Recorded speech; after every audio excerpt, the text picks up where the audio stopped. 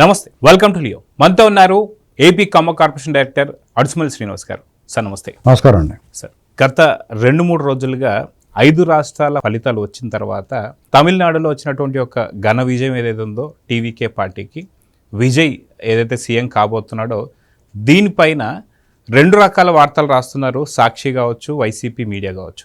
ఒకటి, విజయ్ సీఎం అయింది ఓన్లీ జగన్మోహన్ రెడ్డి గారి కట్అవుట్ పెట్టుకొని, ఆయన ఫోటో పెట్టుకొని ఆయన సీఎం అయిపోయాడని చెప్పేసి ఒక వార్త అయితే, ఇంకోటి అదే మన ఆంధ్రప్రదేశ్ రాష్ట్రంలో సేమ్ సినీ గ్లామర్ ఉన్నటువంటి ఒక పవన్ కళ్యాణ్ గారు మరో జెండా మోపిస్తున్నారు వాళ్ళ కార్యకర్తలతో అంటూనే, ఎందుకని పవన్ కళ్యాణ్కి సత్తా లేదా అని చెప్పి మాట్లాడుతున్నారు. ఈ యొక్క వార్తలు పదే పదే రాస్తూ వస్తున్నారు. దీన్ని ఎలా చూడాలి సార్ మనం? అలా కాదండి. ఇప్పుడు మొదటగా మీరు టీవీకే విజయ్ ఘన విజయాన్ని అనేటువంటి మాటను ఉపసంహరించుకోవాలి. ఆయనేం ఘన విజయం కాదండి, ఆయన సాధారణ విజయం. అంటే నేను ఆయన కోపంతో కూడా చెప్పట్లా. ఘన విజయం అంటే ఆయన ఒంటరిగా ఆయన అంతటా ఆయన ప్రభుత్వాన్ని ఫామ్ చేసుకునే అంత మ్యాజిక్ ఫిగర్ దాటి, లేదా 3/2 మెజారిటీ సాధించి ఇప్పుడు బెంగాల్లో బీజేపీ సాధించినట్టుగా చేస్తే అది ఘన విజయం, అప్రతిహత విజయం కింద భావిస్తారు.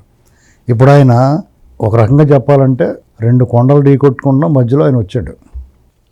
ఆయన ఎవరితోటి పొత్తులు పెట్టుకోలేదన్న, ఆయన పొత్తులకి ట్రై చేశాడు. కాంగ్రెస్ తోటి మాట్లాడుకున్నాడు, డిఎంకే తప్ప మిగతా వాళ్ళతో కూడా మాట్లాడుకున్నాడు. ఆయన బీజేపీ కూడా ఆయనతో కలిసి వెళ్ళడానికి ప్రయత్నం చేసింది. అతను వద్దనుకున్నాడు. అతని టర్మ్స్ కుదరలా. ఆ పొత్తులకి వాటికి ఆ వాటాలు తెగలేదు వాళ్ళకి. అందుకని అయితే అతుకూరు లేదా గణాత్కూరు వస్తే కొండ పోతే వెంటకనట్టు దిగాడు అతను. ఎందుకంటే అతనికి 2 రకాల ఆదర్శాలు ఉంటాయి.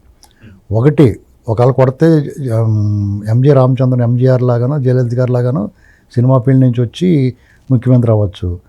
లేకపోతే కమల్ హాసన్ వెర్స్టైల్ యాక్టర్, చాలా పాపులారిటీ ఉన్నవాడు ఏంటండి, ఆయన లోకనాయక్ అంటారు. అటువంటి వాళ్ళగా ఆయనే దెబ్బైపోడుగా మేము దెబ్బైపోతే పెద్ద కష్టమే ఉందని అనిపించుకోవచ్చు. కాబట్టి అతనికి ఏం జరిగినా అతనికి ఏం నష్టం లేదు. కాబట్టి అతను ట్రై చేసేట్టు పని జరిగింది. అతను 2009 నుంచి ఒక రకంగా ఆయన పార్టీ, ఆయన అభిమానులందరినీ కూడా పార్టీగా ప్రకటించలేదు, కానీ అభిమానులు ఏ నియోజకవర్గానికి ఆ మండలాల వారీగా వాళ్ళందరినీ సెట్ చేసుకుని ఉన్నాడు. లోకల్ బాడీ ఎలక్షన్స్లో ఆయన ఏఐడిఎంకి సపోర్ట్ చేయడం, గెలిపించుకున్నారు కూడా. ఇలాగా అతను ప్లాన్డ్గానే ఉన్నాడు, చేసుకున్నాడు. ఒక రకంగా చెప్పాలంటే అతని అచీవ్మెంట్ పూర్తి చేయలేకపోయాడు. ఇక్కడ సర్వేలన్నీ కూడా అతని విజయాన్ని ఊహించలేదు కాబట్టి మనకు అందరికీ ఊహాతీత విజయం అది ఒక ఆశ్చర్యకరంగానే ఘన విజయంగా అనిపిస్తుంది. అక్కడ ఏం లేదనుకున్న చోట. అదే అతను కూడా అందరూ సర్వేలు ఇచ్చి అతను అధికారంలోకి వస్తాడు అనుకుంటే రానప్పుడు ఇక్కడ ఆగిపోయాడని చెప్తారు. దాన్ని అతను జగన్మోహన్ రెడ్డి వాళ్ళు మీద వేసుకోవాల్సిన అవసరం లేదు. అట్లా విజయ్కి జగన్కి పోల్గేట్ అసలు మన తమిళనాడుకి ఆంధ్ర రాజకీయానికి చాలా వ్యత్యాసం ఉంటుంది. ఫస్ట్ ఆఫ్ ఆల్ తమిళనాడులో రాజకీయంగా వాళ్ళ మధ్య ఎన్ని వైరాలు ఉన్నా, ఒకళ్ళనొకళ్ళు కొట్టేసుకుని అర్ధరాత్రులు అరెస్ట్ చేసి అసెంబ్లీలో దాడులు చేసుకున్నా, రాష్ట్రం దగ్గరికి వచ్చేటప్పటికి, రాష్ట్ర అభివృద్ధి కోసం వచ్చేటప్పటికి భాష గురించి, ఆత్మగౌరవం గురించి అందరూ ఒక్కటే నిలుస్తారు. వాళ్ళ సంస్కృతిని కాపాడుకోవడానికి. ఆంధ్రప్రదేశ్లో జగన్మోహన్ రెడ్డి ఆ సైకో గ్యాంగ్ వాళ్ళు ఎప్పుడన్నా అలాగే రాష్ట్రం గురించి ఆలోచించారండి? జగన్మోహన్ రెడ్డి సంకనాకడానికి చూస్తారు, అందరూ ఉన్నాయి. అతను ఏం చెప్తే అది వినటానికి చూస్తారు. అతను మావిగాని అంటే పిచ్చోళ్ళకి, వీళ్ళు కూడా పిచ్చోళ్ళకి మావిగాని అంటారు. అంతేగాని ఇది తప్పురా బాబు, ఇలా మాట్లాడకూడదు, మన రాష్ట్రం ముఖ్యం అని ఎవడన్నా ఏనాడన్నా అన్నారా? ఎలా పోల్చుకుంటారో? పైగా జగన్మోహన్ రెడ్డి పటం చూపించాడు కాబట్టి అతనికి అలాగ వచ్చాడు. పటం చూపించాడు కాబట్టి అక్కడ అయిపోయాడు అతను. మీ చేయి పడకపోతే 11 సీట్లు కూడా వచ్చేసి గ్యారంటీగాను. వీళ్ళు పిచ్చి పరాకాష్ట ఎలా ఉందంటే 11 సీట్లు ఇస్తాం నువ్వు అంటారు కూడా వాళ్ళు. ఏంటండి అంటే అంత అవగాహన లేకుండా ఉంటారు. సాక్షిలో రాయటం అంటే రాస్తారు, అలా రాయకపోతే ఇంకెందుకు రాస్తారు? వాళ్ళు ఎంతసేపు వాళ్ళ గుంట నాకు చెప్పాడు కదా, ఆ 2 పార్టీలు కలిసి ఉన్నంత వరకు మీరు ఏమీ చేయలేరని చెప్పాడు కదా. సరే ఆడు సలహా పాటిస్తున్నారు బయటికి తోసేసినా కానీ. ఎందుకంటే వాళ్ళతో కలిసి ఉంటే నిజంగానే వాళ్ళు సాధ్యం కాదు, కలిసి లేకపోయినా సాధ్యం కాదు. ఆ విషయం వాళ్ళకి తెలియదు. అర్థమైందండి? కాబట్టి అది వేరే కదా. ఒకటేంటంటే వాళ్ళిద్దరి మధ్య చాలా సుహృద్భావం ఉంది, సమన్వయం ఉంది, సహనం కూడా ఉంది, ఒకరిని పరస్పరం గౌరవించుకునే వ్యక్తిత్వాలు ఉన్నాయి అక్కడ. ముఖ్యంగా రాష్ట్రం పట్ల ప్రేమ ఉంది వాళ్ళిద్దరికైనా, పవన్ కళ్యాణ్ గారికైనా చంద్రబాబు కైనా. లోకేష్ గారికైనా ఎవరికైనా. ఇది లోపించింది ఎవరిలో? వీళ్ళలో. రాష్ట్రం అక్కర్లేదు వాళ్ళకి. పెట్టుబడిదారులను తనివేస్తాం, కొట్టి చంపేస్తాం అంటారు, ప్రజలు నరికేస్తాం అంటారు. అలాంటి మాటలు నోట్లోంచి ఎప్పటి నుంచి వచ్చినాయండి? ఎవరన్నా వాళ్ళ కార్యకర్తలు స్పీడ్ అయినా, ఒకళ్ళ మీద ఒకళ్ళ వైరాలు వచ్చినా, ఇబ్బందులు వచ్చినా, ఎవరి కార్యకర్తలు ఎవరి నాయకులు వాళ్ళు కంట్రోల్ చేస్తూ ఉంటారు. వాళ్ళు తోసేస్తారు నిర్దాక్షిణ్యంగా బయటికి. వాళ్ళ ఐకమత్యానికి భంగం కలిగించి ఏ కార్యక్రమాన్ని ఎంకరేజ్ చేయరాళ్ళు. కాబట్టి మీరు చేయాల్సి వస్తుంది వాళ్ళ ఐకమత్యాన్ని భంగం చేయడానికి. అది మీకు వైనాట్ 175 లాగానే అది తీరని కళ మీకు. కాబట్టి తీరని కోరిక నెహ్రూ గారికి మానస సరోవరం చూడాలని కోరిక ఉండేదంట. ఆయన అది తీరకుండానే పోయాడు ఆయన. అలాగే మీకు ఆ కోరిక కూడా తీరదు. పైగా ఈ సమన్వయము, సంఘటిత ఐకమత్యం లేనప్పుడే మీరు 2 కులాల మధ్య వైరం పెట్టడానికి ట్రై చేస్తున్నారు. అది సాధ్యం కాదు. ఎందుకంటే తెలుగుదేశం పార్టీ ఎప్పుడు సంపూర్ణ విజయం సాధించినా ఉభయ గోదావరి జిల్లాల్లో కంప్లీట్ విక్టరీ ఇస్తారు వాళ్ళు. కాపులు లేకుండా జరుగుద్ది అది. ఇంత చిన్న విషయాన్ని మీకు ఎలాగ అర్థం అవ్వట్లేదు? కరుడుగట్టిన నీకు ఒక వ్యక్తిని మీకు నెంబర్ ఇస్తాను, తర్వాత మాట్లాడండి. అతను కాపు, పెద్ద కాపు, ఒరిజినల్ కాపు. ఆయన తెలుగుదేశం పార్టీ గురించి ఎలా మాట్లాడతాడు మీరు వినండి. కరుడు కట్టిన కోస్తే పసుపు రక్తం బలబలబలమని కారిపోద్ది.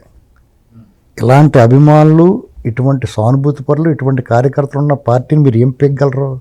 ఒక్కడే వచ్చినా, ఇద్దరు కలిసి వచ్చినా, ముగ్గురు కలిసి వచ్చినా మీరు ఏం పెగ్గలరు? ఒక్కడే వస్తేనే మీరు ఏం పెగ్గలేరు. ఇద్దరు ముగ్గురు కలిసి వస్తే మీరు ఏం పెగ్గలరు? దాన్ని బదలు కొట్టడం మీరు ట్రై చేస్తారు. మీరు మీ ప్రయత్నాలు మీరు చేయొచ్చు, అది సక్రమంగా చేయాలి. అది మీరు చేసిన దురాఘాతాలు, దుర్మార్గాలు, అన్యాయాలు, అరాచకాలు, దోపిడీ ఇవన్నీ తప్పైపోయింది మాది. మేము మారిన మనుషులు, మేము మారుతాం. అలాగే నిజంగానే మారాలి. మీరు పశ్చాత్తాపం చెందాలి, పరివర్తన చెందాలి. మీరు చేసిన తప్పులకి క్షమాపణ చెప్పాలి, ముక్కు నెలకు రాయాలి, చంపలేసుకోవాలి, ప్రజలను మళ్ళీ ప్రసన్నం చేసుకోవడానికి ప్రయత్నం చేయాలి. అది మీకు 10 ఏళ్ళు పడుద్ది. ఇప్పటికిప్పుడు మిమ్మల్ని నమ్మే ప్రసక్తే లేదు. ఎందుకంటే మీరంటే భయం వాళ్ళకి, ప్రజలకి. కాబట్టి ఆ భయాన్ని పోగొట్టాలి. మీరు ఏం చేస్తున్నారు? ఆ భయాన్ని పెంచుతున్నారు. పైగా మీ దారి అడ్డదారి, మీరు రహదారిలో రావట్లా. నువ్వు విడిపోతా వస్తాం, నువ్వు విడిపోయినా రాలేరు మీరు. నేను చెప్తున్నాను ఇవాళ.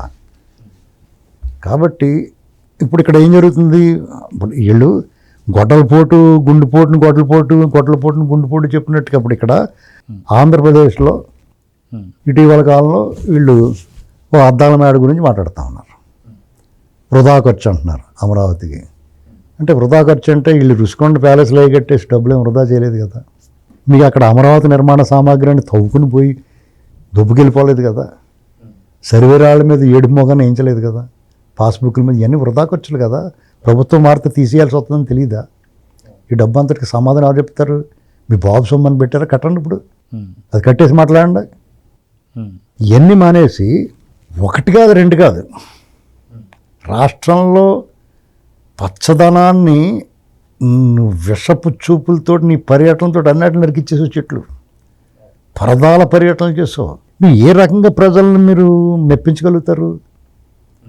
మీ చరిత్ర ముగిసింది, మీ కథ ముగిసింది, మీ అధ్యాయం ముగిసింది.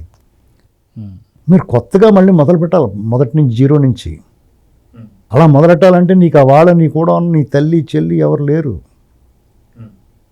నీ విజయానికి తోడ్పడిన నీ మేల్గోరు అనేక మంది వాళ్ళని దూరం అయిపోయారు.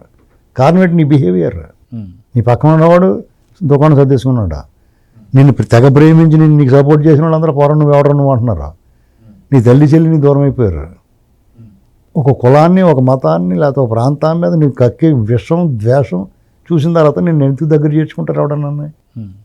ప్రేమిస్తే ప్రేమను పంచుతారు. నువ్వు ప్రేమించి ప్రేమను అడుగు.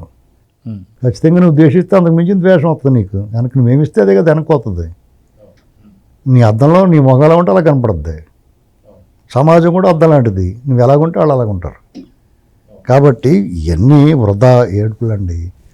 వీళ్ళని ఎడదీయడం చేసి విశ్వ ప్రయత్నాలు అవి సాగో. జనం తెలియదా?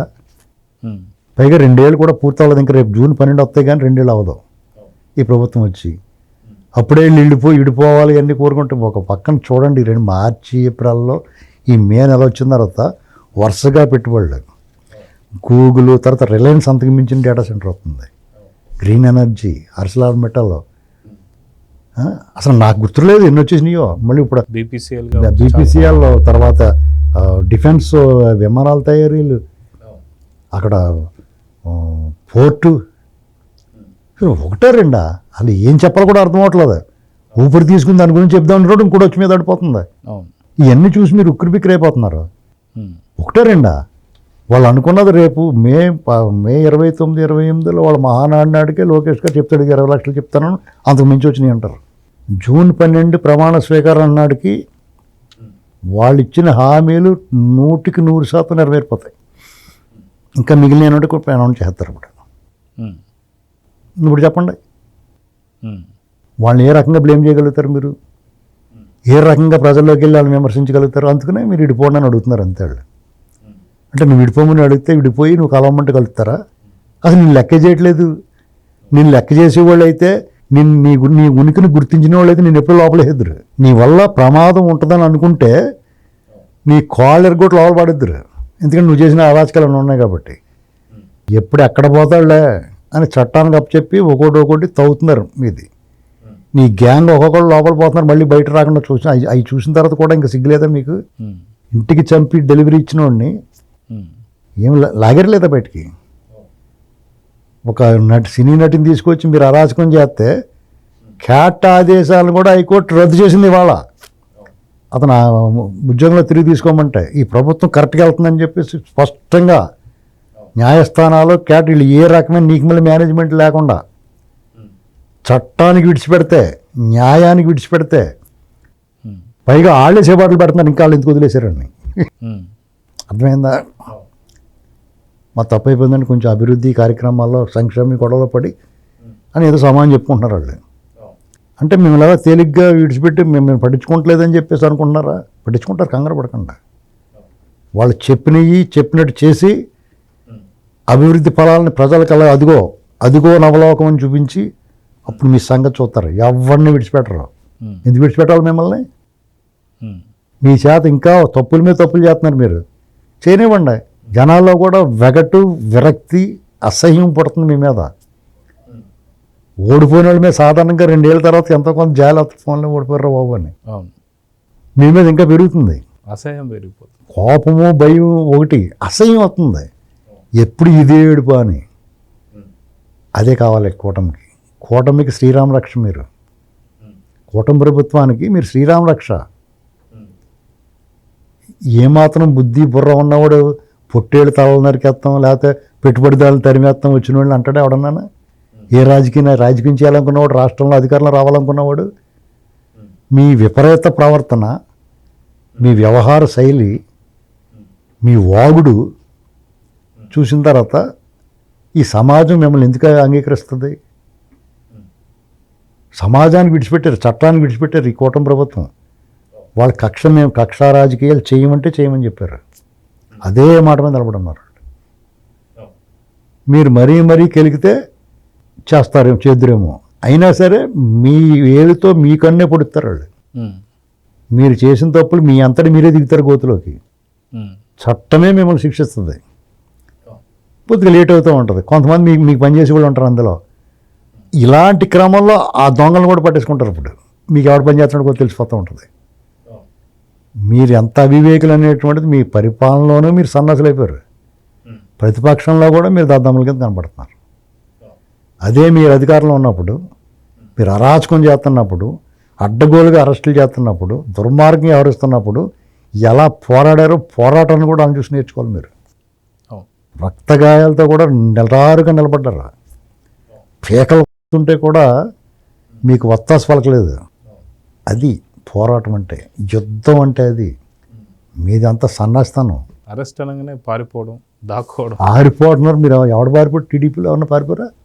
కార్యకర్తలు, నాయకులు నిలబడున్నారు ఇంట్లో. మీరు వాళ్ళు బయటికి రానివ్వలేదు, అవసరం చేస్తారు కదా. కాబట్టి వాళ్ళు ఎన్ని వాక్కున్నా గొడ్డలపోటుని గుండెపోటు అన్నట్టు వాళ్ళ ప్రచారం ఆ సాక్షికి విలువైపోయింది.